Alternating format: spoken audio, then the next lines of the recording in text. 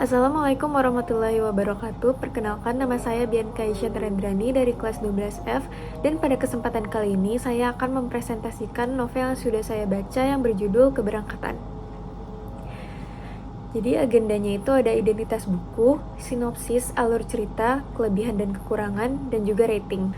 Lalu kita masuk ke identitas buku. Judulnya itu Keberangkatan, penulisnya N. Hadini. Jumlah halamannya ada 229 halaman, tapi untuk ceritanya sendiri itu hanya sampai 225 halaman. Penerbitnya itu Gramedia Pusaka Utama. Ini untuk sinopsisnya. Lalu kita masuk ke alur cerita. Nah, untuk tokoh-tokohnya ini ada Elizabeth Pritchard, yaitu tokoh utamanya. Ada Lancy sebagai sahabat terdekatnya Elisa. Ada Wati dan juga Anna, dan mereka bertiga ini adalah roommate-nya Elisa di asrama. Dan juga ada Suko Harjito, ada Rama Beik, ada Fred Pritchard, Talib, dan juga Gail. Cerita ini dimulai dengan Elisa yang berpamitan dengan keluarganya karena keluarganya akan pindah ke Belanda. Alasan utama keluarga Elisa pindah ke Belanda adalah karena kedua adiknya seringkali menerima ceomohan dan ledekan dari warga lokal. Akhirnya semua godaan dan ketakutan itu tidak dapat dilawan. Orang tua Elisa pun memutuskan untuk meninggalkan Indonesia. Lalu kita masuk ke latar belakangnya Elisa. Nah, Elisa ini merupakan pramugari di penerbangan Garuda. Karena Elisa merupakan seseorang yang memiliki keturunan Belanda, ia tidak pernah masuk ke sekolah bersama anak-anak pribumi. Ia selalu masuk ke sekolah swasta dan bahasanya selalu bahasa Belanda. Dan ketika masuk bekerja di perusahaan penerbangan yang belum menjadi perusahaan nasional, bahasa yang terpakai sehari-hari di antara pegawai adalah bahasa Belanda. Satu-satunya bahasa yang pernah Elisa mengerti adalah bahasa Jawa. Waktu itu orang tuanya tinggal di Surabaya, kota kelahiran Elisa, tetapi kenangan akan masa itu amat kabur. Nah, Elisa ini sekali-sekali pada waktu tertentu, seperti pernah timbul dari perasaan bawah sadar yang remang-remang, muncul bayangan sebuah rumah dan adanya seorang laki-laki sedang melukis. Semua ini berlangsung sekilas. Suatu hari, Lancy memperkenalkan saudara laki-lakinya yang bernama Suko Harjito kepada Elisa. Sejak saat itu, tumbuh rasa saling tertarik antara Elisa dan Suko Harjito, dan mereka pun semakin dekat. Setelah itu, Elisa dan ketiga temannya pindah dari asrama ke tempat tinggal di Raja Wali. Pondok Elisa bersama 3 temannya di Raja Wali menjadi tempat berkumpulnya para pemuda, yang sebagian besar merupakan kenalan Lancy. Dan sejak itulah Suko Harjito lebih sering datang. Dari situ Elisa makin jatuh hati dengan Suko Harjito. Beberapa waktu kemudian, Elisa dan Lancy diajak oleh Suko Harjito ke Wisma Nusantara. Namun Lancy sudah mempunyai janji lain, sehingga Elisa pun pergi ke Wisma Nusantara di lain hari. Hanya berdua dengan Suko Harjito.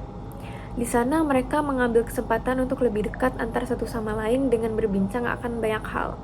Mereka pun mengakhiri malam itu dengan berdansa, dan di malam itu Suko Harjito menunjukkan gerakan yang lebih dari kekawanan biasa. Dan sampai akhirnya Elisa dan Suko Harjito pun menjalin hubungan.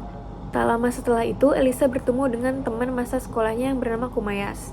Ia mengabarkan bahwa ia akan menjadi tetangganya di Raja Wali bersama istrinya.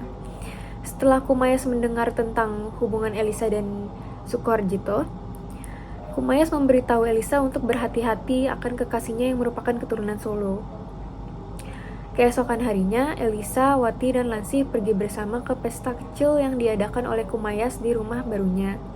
Di sana, Kumayas memperkenalkan Elisa kepada seorang pastor berkulit putih bernama Rama Beik. Sudah 10 tahun ia di Indonesia. Rama Beik ini tahu banyak tentang Jawa, terutama Surabaya, kota kelahirannya Elisa.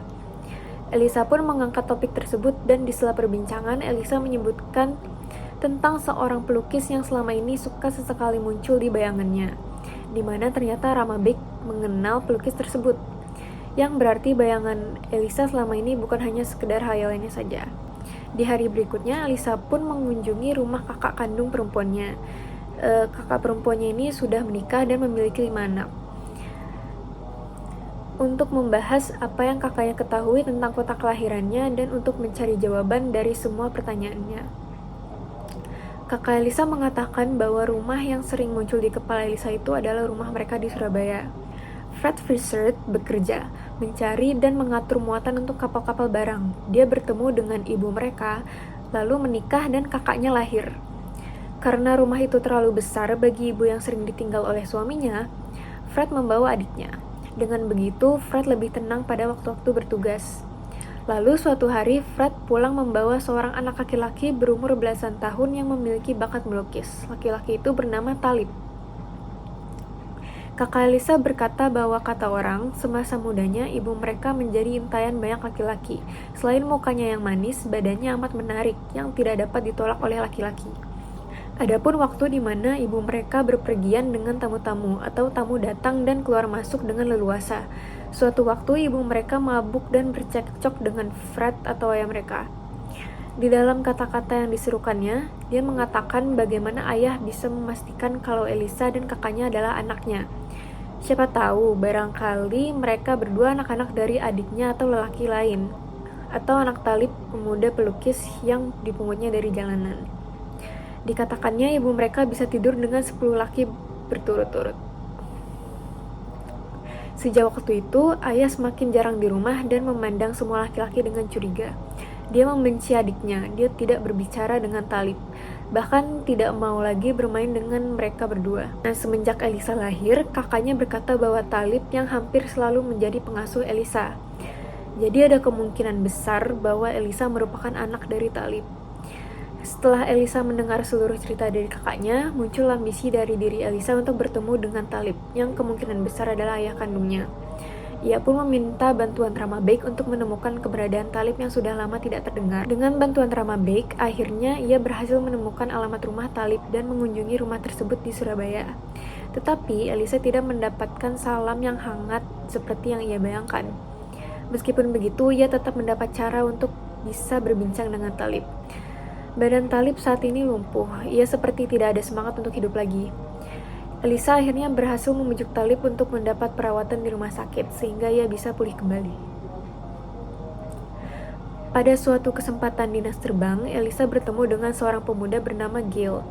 Dia di Jakarta sebagai wartawan CBS, sebuah pusat siaran radio dan televisi Amerika. Mereka berkenalan dan berteman baik sejak saat itu. Telah berbulan-bulan lewat, kini Elisa dan Sukoharjito semakin jarang bertemu. Lalu Elisa mendengar kabar bahwa Sukoharjito akan segera kawin dengan kemenakan ajudan presiden setengah bulan lagi. Ia runtuh mendengar kabar itu. Sukoharjito telah lama mengenal dan bergaul dengan gadis itu sejak kira-kira 6 bulan yang lalu. Selama 2 pekan lebih, Elisa hidup seperti daun yang tertanggal dari dahan, melayang-layang terbawa angin tanpa maksud dan kehendak sendiri. Teman-teman serumah berusaha sedapat-dapatnya untuk menyenangkan dirinya, untuk membuat hati-hati dan suasana hidup bersama serba menyenangkan. Talib pun akhirnya keluar dari rumah sakit, dan tak seorang pun di rumah maupun di lingkungan kerja mengetahui bahwa sejak hampir sebulan yang lalu, Elisa diam-diam mencatatkan nama ke perwakilan Belanda guna terbang keluar dari Indonesia. Dengan begitu, ia akan bisa melupakan tentang Sukoharjito lebih mudah. Sedikit demi sedikit, Elisa memberitahu Talib mengenai Sukoharjito. Saat Elisa menjalankan pekerjaannya untuk yang terakhir kalinya, pesawat yang ditumpanginya mengalami kecelakaan dan jatuh. Tentunya ini merupakan hal yang terjadi di luar kontrol dan imajinasinya. Tetapi ia menunjukkan sisi profesionalnya sebagai seorang pramugari. Ia membantu penumpang-penumpang pesawat sebisa mungkin. Untungnya, ia dapat kembali dengan bantuan dari pihak penerbangan. Sahabatnya, Lansih, menyambutnya dengan pelukan ketika ia sampai di bandara. Keduanya mengira mereka tidak akan pernah melihat satu sama lain lagi setelah kejadian itu. Hari di mana Elisa meninggalkan Indonesia pun tiba. Ia akan pergi ke Belanda. Ketiga temannya mengantarnya ke bandara, dan Talib pun juga ada di sana. Ketika ia hendak menaiki pesawat, seorang pramugari darat tiba-tiba muncul dari kamar tunggu bergegas mendekati Elisa. Pramugari darat tersebut memberi Elisa sebuah surat. Kartu nama Gil ada di antara jari-jarinya. Surat itu merupakan surat dari Gil, dan itu berisi bagaimana perasaan Gil terhadap Elisa, yang dimana selama mereka bertemu itu Gil mempunyai perasaan terhadap Elisa dan Gil sangat amat mencintai Elisa. Kelebihan dan kekurangan dari buku ini, menurut saya kelebihannya adalah gaya bahasa yang kuat dan personal, cerita yang otentik, sehingga para pembaca bisa lebih mengimajinasikan atau menggambarkan suasana dengan lebih mudah. Lalu plot twist yang menarik dan penggambaran latar yang hidup.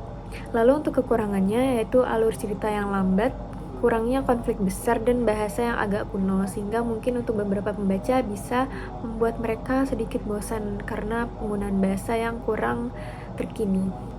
Rating saya untuk buku ini adalah 3 dari 5 bintang. Lalu untuk biografinya, Elizabeth Pritchard, yaitu nama tokoh utama dari kisah keberangkatan, di mana Elizabeth Pritchard ini merupakan seorang gadis Indonesia yang mempunyai darah campuran Belanda. Nama lengkapnya itu Elizabeth Pritchard, nama panggilannya Elisa atau Elsje. Profesinya yaitu sebagai pramugari di penerbangan Garuda. Untuk karakteristik Elizabeth sendiri, dia itu ceria, setia, mandiri, tekun, penyabar, dan peka. Lalu ada anggota keluarganya itu ada ibunya yang merupakan darah asli dari Belanda, lalu ada ayahnya yang orang Indonesia, kakak kandung perempuannya, ada adik laki-lakinya, dan juga adik perempuan yang bukan merupakan adik kandung. Tokoh-tokoh yang pernah Elizabeth temui yaitu ada Lansih, Wati, Anna, Sukoharjito, Talib, Rama Beg, Gil, Kumayas, dan Rudi. Elizabeth ini lahir dan memiliki riwayat pendidikan di Indonesia. Ia jatuh cinta dengan seorang pria Jawa bernama Sukoharjito, namun Sukoharjito bertunangan dengan gadis lain. Elizabeth sendiri pernah mengalami kecelakaan pesawat jatuh dan berhasil menunjukkan sisi profesionalnya sebagai pramugari. Sekian presentasi dari saya, mohon maaf bila ada kesalahan kata. Wassalamualaikum warahmatullahi wabarakatuh.